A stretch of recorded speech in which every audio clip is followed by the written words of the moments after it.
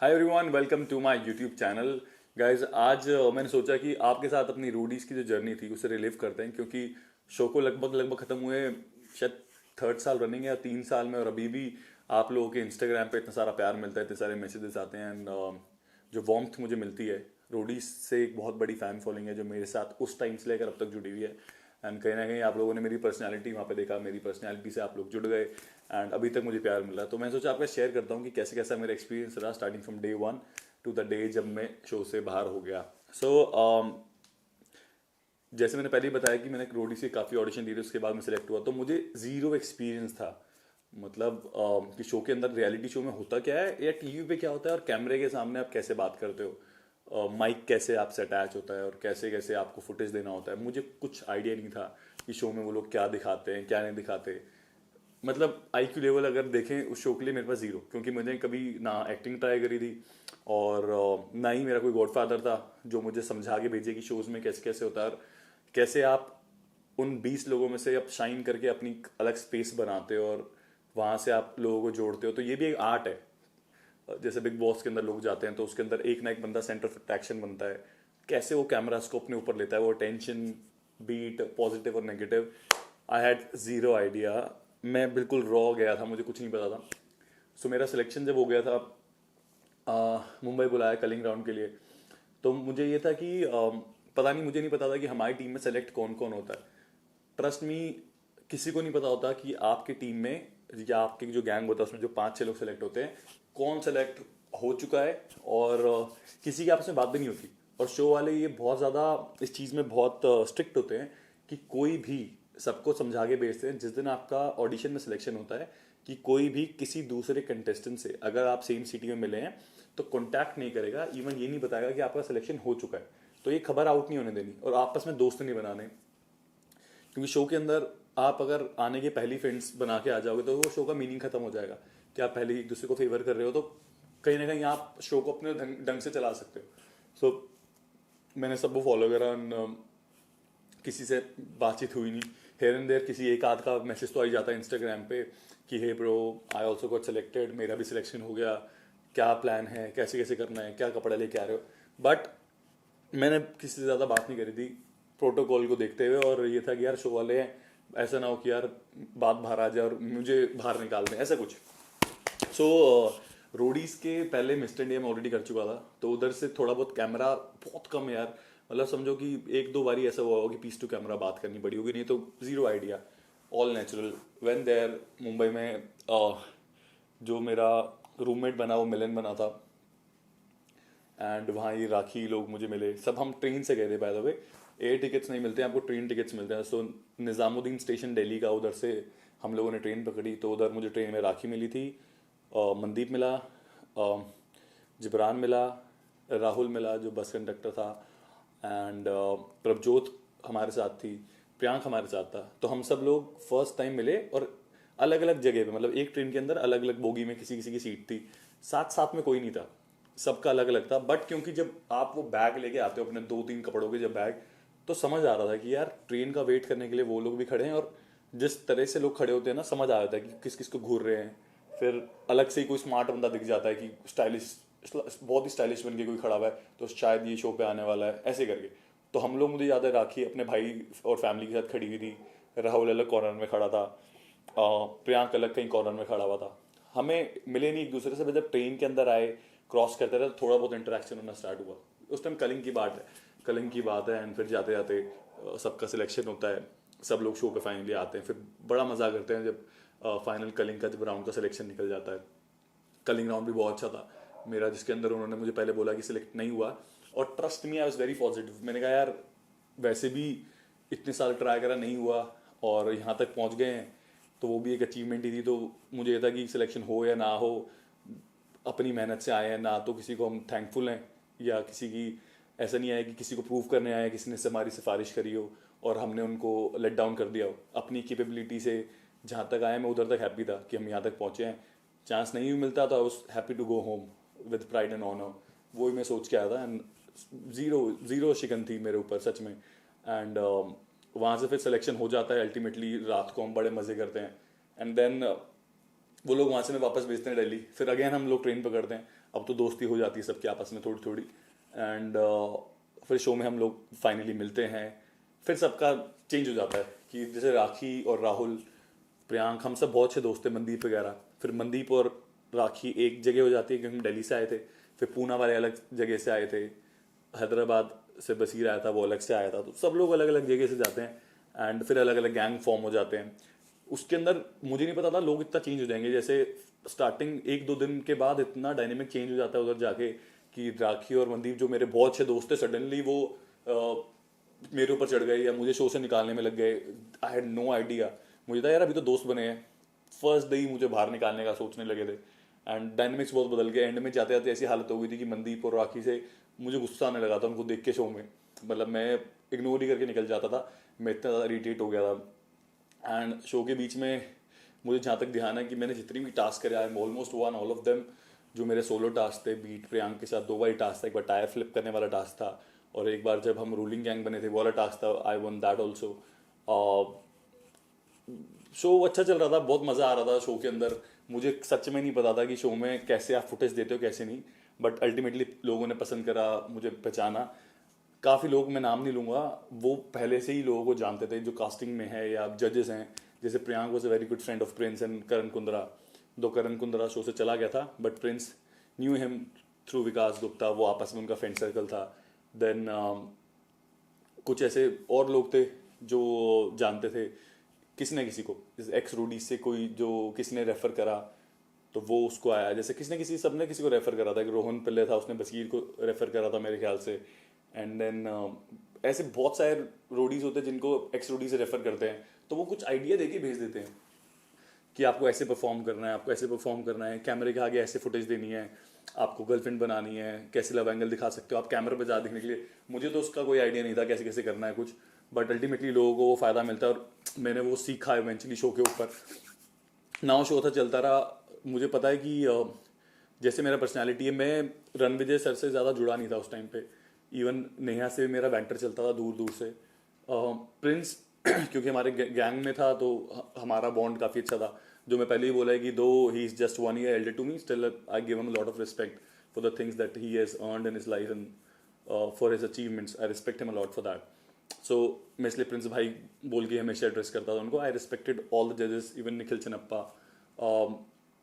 Prince भाई ने जो गाइड भी करते रहे, बट क्योंकि रणविजय सर का एक्सपीरियंस ज़्यादा है, उनके एक्सपर्टीज ज़्यादा है, तो वो गेम को कहीं ना कहीं कंट्रोल कर लेते हैं। उन्होंने कहीं ना कहीं गेम को बड़े वे में कंट्रोल करा कि कौन कब बाहर निकलेगा, कौन कब कैसे नहीं जाएगा, वो गेम को घुमा देते थे पीछे से खड़े होके। मुझे ध्यान है शो में मुझे बहुत मज़ा आ रहा था, मुझे एंड में बहुत चोटी भी लगी थी, मेरे पूरे हाथ में स्कार थे, मेरे पैरों में चोट थी। मैं दिन में 3 पेन किलर, मतलब कई बार टास्क के पहले मैं 2 पेन किलर इकट्ठी खा लेता था क्योंकि इतना पेन होता था, क्योंकि मेरे पैर का पूरा स्किन 3rd डिग्री बर्न हो गया था, इतना ज़्यादा फट गया था कि अगर मैं लेट गया हूँ एक बारी और वो स्किन जब चिपकना स्टार्ट होता है, हील होना स्टार्ट होता है, फिर आप सडनली खड़े होते हो तो फिर स्ट्रेच होता है, फिर वो लगता था फट गया, फिर उधर से ब्लीडिंग होती थी। एंड मेरा जो डॉक्टर थे वहाँ पे, जो एक ही डॉक्टर अवेलेबल थे, वो दिन में 2 बार में ही ड्रेसिंग करते थे, क्योंकि जब टास्क करके कीचड़ वीचड़ लग जाता था पट्टी पे, फिर उसको निकाल के फिर अगेन साफ करना। सो अलग ही एक्सपीरियंस था, थोड़ा टफ सिचुएशंस भी थी। शायद मुझे लगता है कि और कोई होता तो शायद भाग जाता, क्योंकि इतनी चोट में बड़ा मुश्किल था। इवन शो में मुझे ज़्यादा एक बार क्रिएटिव ने बोला था कि if you are not comfortable, अगर आप ज़्यादा पेन में हो तो हम आपको किसी हॉस्पिटल ले जा सकते हैं, और you can walk out of the show for few days and then will call you back in. But मुझे था नहीं I do it, I manage, क्योंकि मैं पेन को ज़्यादा बेयर कर लेता हूँ दूसरे लोगों के हिसाब से। And everything was going good, लोग जा रहे थे शो में, इमोशनल टाइम्स थे, we had good times, bad times. कभी ऐसा था जब बहुत फ्रस्ट्रेट हो गए थे कि हमारे गैंग में से लोग जा रहे हैं। अब उस टाइम पता नहीं होता कि it's part of the process, कि उनको 4 गैंग है, बैलेंस आउट करके चलना होता है कि आज इसमें से एक बंदा बाहर हुआ है, कल उसमें से एक बाहर होएगा, 3rd वहाँ से जाएगा, इधर इकट्ठे 2-3 चले गए हैं तो कल उस जगह से 2 इकट्ठे निकाल देंगे।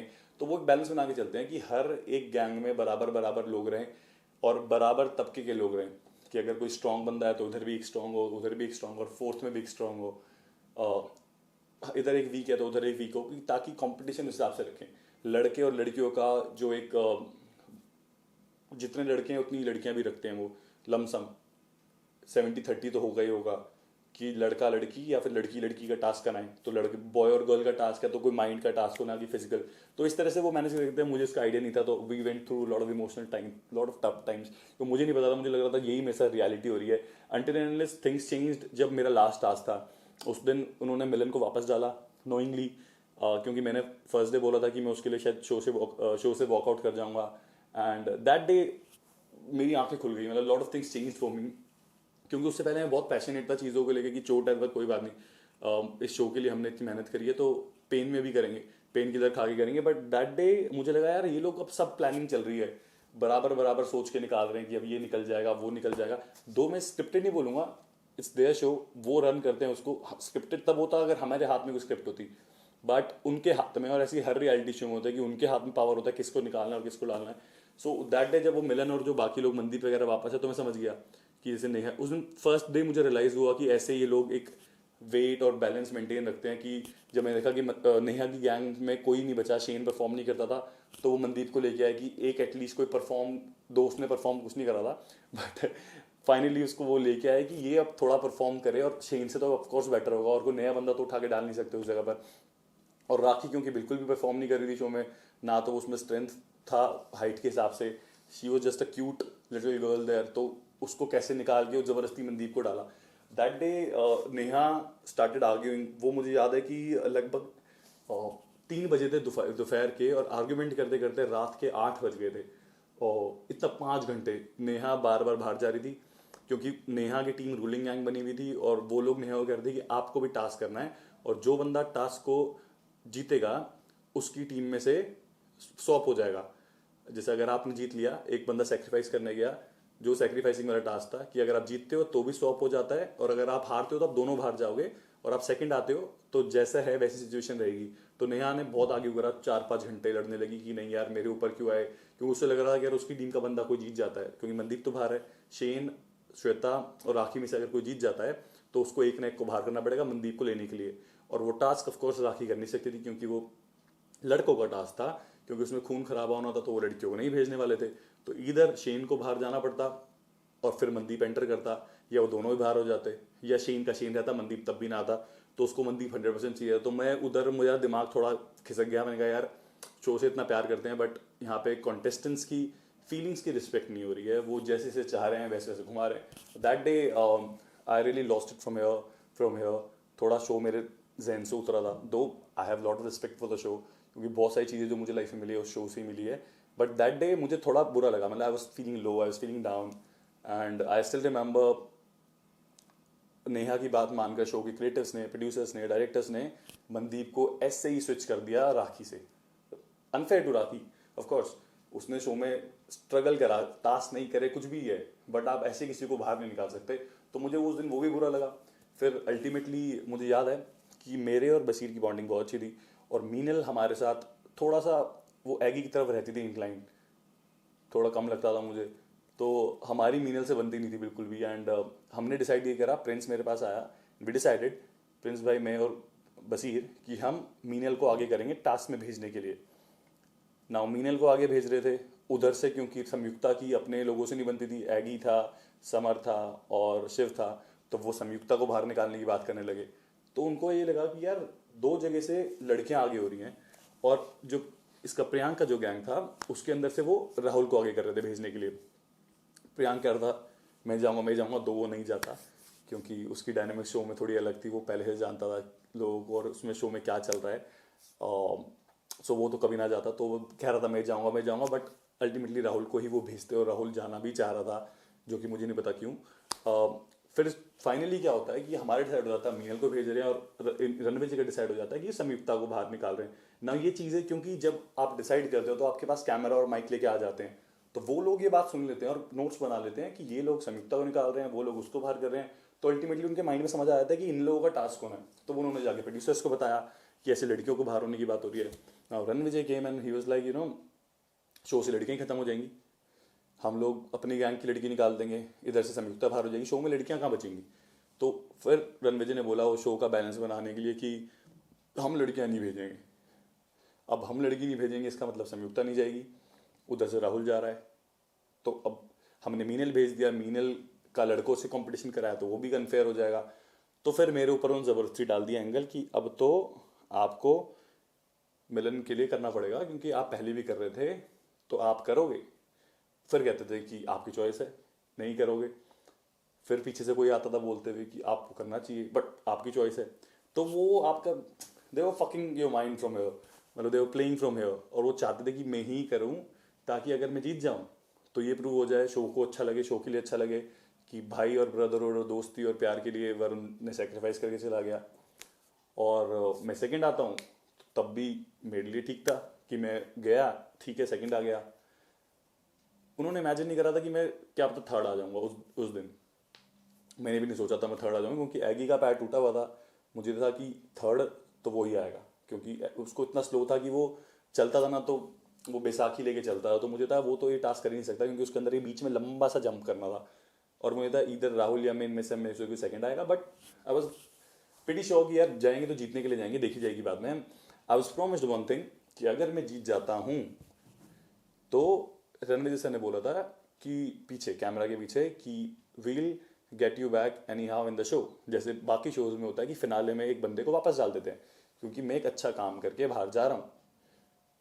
बट मैं उसमें सोच नहीं रहा था उस चीज़ की तरफ। मुझे था यार जीतने जाएंगे। मैं अंदर से थोड़ा लो हो गया था उस दिन कि यार इतनी मैनिपुलेशन, किसी के जो इतने साल कोई सपने सोच के आया था कि टीवी पे चीज़ दिखता है और यहाँ पे आके उसको अपने हिसाब से नहीं करने दे रहे हैं, कंट्रोल और कोई कर रहा है और आप सिर्फ एक पपेट हो जिसको आप चला रहे हो अपने अपने हिसाब से। बट अगर पपेट में पहले से कोई कुछ फीड करके भेज रहा हो, थोड़ा बहुत स्मार्टनेस से दिखा रहा है। फिर मुझे समझ आया कि यार सब किसी न किसी की रेफरेंस, जैसे कुछ लोग आते हैं फिर उनके ऊपर कैसे कैमरा ज़्यादा रहेगा, क्योंकि वो नोन है प्रोड्यूसर्स और क्रिएटिव्स के।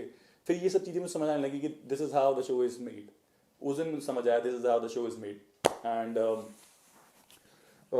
दैट डे टास्क मैंने दिल से नहीं करा, सच बताऊं तो। मुझे दिल से क्या मतलब, करा तो दर्द हुआ, चोट लगी, बट मेरा 100% नहीं था, क्योंकि उस टाइम मुझे था यार लूज लूज सिचुएशन है मेरे लिए। बट किसी ने इमेजिन नहीं करा था कि मैं थर्ड आ जाऊंगा, क्योंकि सबको लग रहा था एगी ही हारेगा वो टास्क। अनफॉर्चुनेटली राहुल के जाने के बाद जब मैं गया तो मेरा शायद एक टर्न फालतू लग गया, क्योंकि मैं बड़ा सेफ जा रहा था फास्ट जाने के बजाय, कि कम से कम राउंड में, 4 राउंड में राहुल ने करा था। मुझे था कि मैं 3 राउंड में ही शायद उसको डाल दूंगा पानी को। ऑलमोस्ट भर गया था। एक और गड़बड़ मैंने क्या करी, बहुत ही, मैं मतलब कहते हैं ना सेफ खेला, और एक फेयर खेलने के चक्कर में मेरे से गड़बड़ हुई कि जब वो राहुल जब पानी डाल रहा था या जब एगी डाल रहा था, तो वो जो आखिरी का जो मेरा ना बिल्कुल भरते भरते ऑलमोस्ट सतह पे रह गया था, बाहर नहीं निकला था। तो वो क्या कर रहे थे, पानी लेके झटके से डालते तो झपकाक करके जब बाहर पानी निकलेगा तो they were like you know done done done task done. मैंने ही नहीं करा, मैंने स्लो स्लो डाला। दैट्स हाउ उधर मेरे से गड़बड़ होगी, नहीं तो मैं राहुल से जीत जाता वो टास्क।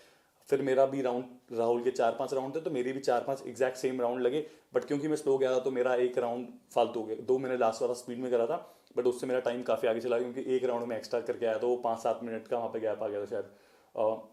एगी को किसी ने बिलीव नहीं करा था कितना फास्ट वो कर लेगा, क्योंकि वो तो अनफिट था, उसको चोट लगी हुई थी। बट वो बंदा भाई भाग के जो उसने करा, कमेंडेबल। और शॉक भी हो गए हमें, था यार ये कैसे कर सकता है, तो इंजर्ड था। बट बहरहाल होते होते एगी won the task, I came third. तो जो मिलन था वो तो बाहर हो ही गया, और साथ साथ मैं भी बाहर हो गया। And I was very very disappointed. And उन्होंने बोला कि आपको कुछ बात करनी है, और कुछ बोला, मैं क्या नहीं, मुझे कुछ नहीं बोलना, I just want to go now. तो उस दिन शो का ख़त्म, एंड मेरी जर्नी उधर शो में ख़त्म हो गई थी। मिलन भी बाहर हो गया था उधर से। उस दिन प्रिंस क्राइड लॉट, क्योंकि उनको ये था कि बड़े सारे ऐसे टास्क थे आगे जो काफ़ी पावर वाले टास्क थे, जिसके अंदर आपको अपनी स्ट्रॉन्ग स्ट्रेंथ दिखाना था। एंड उस प्रिंस को उस टाइम पे लगा, प्रिंस भाई को, कि शो वो अब जीत नहीं पाएंगे, हार जाएंगे, क्योंकि आगे टास्क उनको पता थे कि क्या क्या आने वाले हैं। बट ठीक है, अल्टीमेटली शो चला जैसे वो चलता है। एंड बसीर रनर अप रहा और श्वेता टास्क को जीत गई। बट बड़ी सारी मेमोरीज हैं, जैसे हम जब वहाँ पे जाते थे वोट आउट जब करने किसी को जाते थे बाहर, पर्चियों का नाम लिखते थे, कैसी कैसी प्लानिंग करते थे, कैसी प्लॉटिंग करते थे। तो वहाँ पे ये भी चीज़ होती है कि जब आप प्लानिंग करते हो तो कैमरा आपके पास आ जाता है माइक लेके, वो लोग आपकी बात सुन लेते हैं। फिर आप दूसरे टेंट में जाते हो, उधर अगर टीम बैठी होती है तो हर एक टीम के पास एक नई टीम रिकॉर्ड कर रही होती है, जिसके अंदर प्लानिंग दिखा रहे होते हैं ना। उन लोगों को बिफोर हैंड पता चल जाता है, और वो प्लानिंग के बाद लगभग 1 घंटा 40 मिनट का टाइम होता है जब हम लोग रेडी होते हैं। फिर हम रेडी होकर जब वहाँ पहुँचते हैं, इतने उनको पता होता है शो वाले को कि आज ये बंदा बाहर होने वाला है, तो वो प्लानिंग बिठा लेते हैं कि यार ये 4 बंदों का टारगेट है, इन 4 में से वो किसको चाहते हैं, अगेन पपेट वाली बात, कि वो बाहर निकले।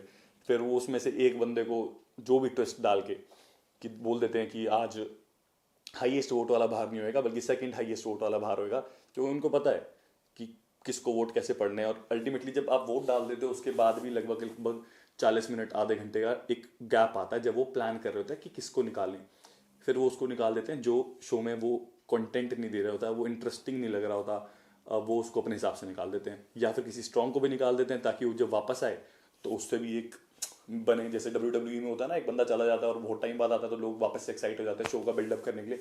सो they are the master people, they know how to make a show, and उसके हिसाब से वो बनाते हैं। इसके अंदर कॉन्टेस्टेंट के इमोशंस का कुछ वैल्यू नहीं होता है, वो बस अपने हिसाब से जो चला रहे हैं उसको वो चलता रहता है, उसमें पिट रहा होता है, पिस रहा होता है, चोटें लग रही होती हैं, और अल्टीमेटली उनकी फाइनल चॉइसेस होती है कि ये 2-3 लोग हैं, इनमें से एक जीतना चाहिए।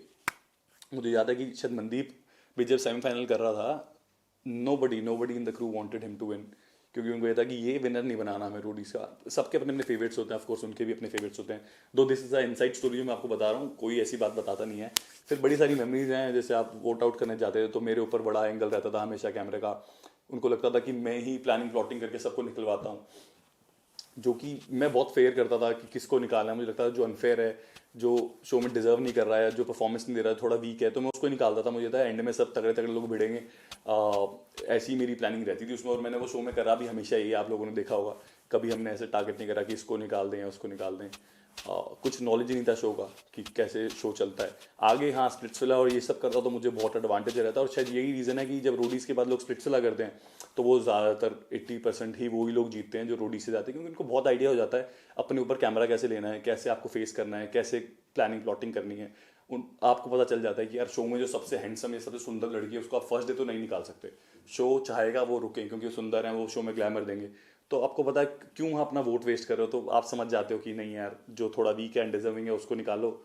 तो वो प्लानिंग प्लॉटिंग आपको बाद में समझ आती है। बड़ी सारी मेमोरीज है, जैसे जब मैं एंड में वोटिंग ग्राउंड में खड़ा होता था तो गीलन वहां से, मैं कुछ भी कर रहा हूँ, मैं ऐसे देख रहा हूँ या पैर हिला रहा हूँ नीचे, या मैं कुछ ऐसे कुछ भी कर रहा हूँ, अपने चश्मे से खेल रहा हूँ या अपने कोट से कुछ कर रहा हूँ, लगता था मैं इशारा कर रहा हूँ राइट लेफ्ट की तरफ कि इनको उड़ाना है। तो वो बोलती भी थी, वरुण हम बड़े टाइम से देख रहे हैं जहाँ पे आप इशारा करते हो वो बंदा घर चला जाता है। तो वो सच नहीं था, कभी कभी इशारा हो जाता था मेरा और प्रिंस भाई में कि हाँ चल इसको निकालना है, इसको निकालना है। बहुत पता नहीं चलता कैमरे में, बहुत एक सेकंड में हो जाता है कि हम सोच के जो आते हैं अपने अपनी पॉसिबिलिटी की ये इसको निकालना है, इस गेम में इसको निकालना है, तो एक विंग, एक इशारा, एक हेड नोड वो काम कर जाता है, जो कि कम्स एंड चीटिंग, बट ठीक है, सब लोग ही करते हैं, it's a part of the show. तो लॉट ऑफ वंडरफुल मेमोरीज जो भी शो से मिला, मैं अभी भी कहता हूँ कि बहुत जो अचीवमेंट और बहुत सक्सेस जो मेरा लाइफ में मिला है, जो ट्रांजिशन आया था। मिस्टर इंडिया ने तो starting the he the, base the, but Roadies ने उसको बहुत बड़ा एलिवेशन दिया और करियर का ग्राफ वहाँ से काफ़ी उठाया। सो मेरा एक जो बिग थैंक यू जाता है वो हमेशा ही MTV रोडीज पे जाता है। और जब भी वो लोग किसी चीज़ के लिए बुलाते हैं, हेल्प के लिए या फिर समझो प्रमोशन के लिए, ऑडिशंस के लिए, ऑलवेज गो, क्योंकि मुझे लगता है कि वो मेरा बनता है हमेशा के लिए करना। दो शो में जैसा भी रहा जर्नी, वो लोग मेरे से चाहते थे कि मैं बहुत ज़्यादा एग्रेसिव, गाली गलौज या टिपिकल दिल्ली बॉय बन के रहूँ, बट मैं वैसा था नहीं, तो मैं इतना गुस्सा दिखाता नहीं था वहाँ पे। गुस्सा क्या मतलब, गाली गलौज और गंदे पे नहीं आता था मुझे, ताकि मेरी फैमिली भी देखेगी तो वो अच्छा नहीं लगेगा, क्योंकि माँ बाप के सामने तो कभी गाली भी नहीं दी है।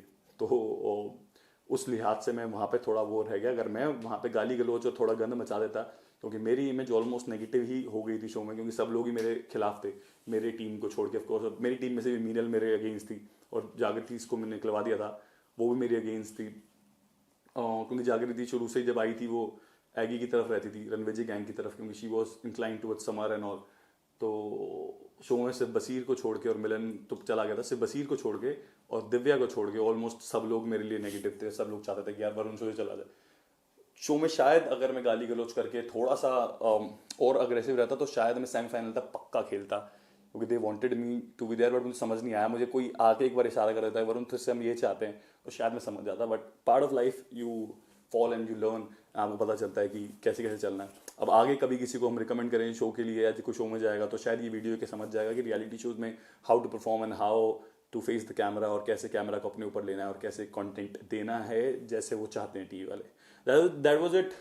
आशा करता हूँ वीडियो आपको अच्छी लगी हो, मेरा एक्सपीरियंस सुन के आपको कुछ अपने मेमोरीज रिलिव करी हो। मैंने डेफिनेटली, इट्स लाइक मेरे सामने बबल्स बन रहे हैं कि क्या क्या हुआ। मुझे सब कुछ याद है, starting from day 1 to my last day, and I will remember that all my life, and I will cherish all of those moments. If you like the video को like कर दो, कमेंट करो, चैनल को subscribe जरूर कर देना। और आप लोगों का प्यार मिलता है तभी हम लोग आपके लिए वीडियो बनाते हैं। आगे भी आपको ऐसी कुछ मेरी स्टोरीज वाली वीडियोस अच्छी लगे तो मुझे आप प्लीज़ कमेंट करके बताना। I will be happy to record them. अपना एक्सपीरियंस, अपना लाइफ एक्सपीरियंस, अपनी लाइफ जर्नी आपके साथ जरूर शेयर करूँगा। Thank you so much.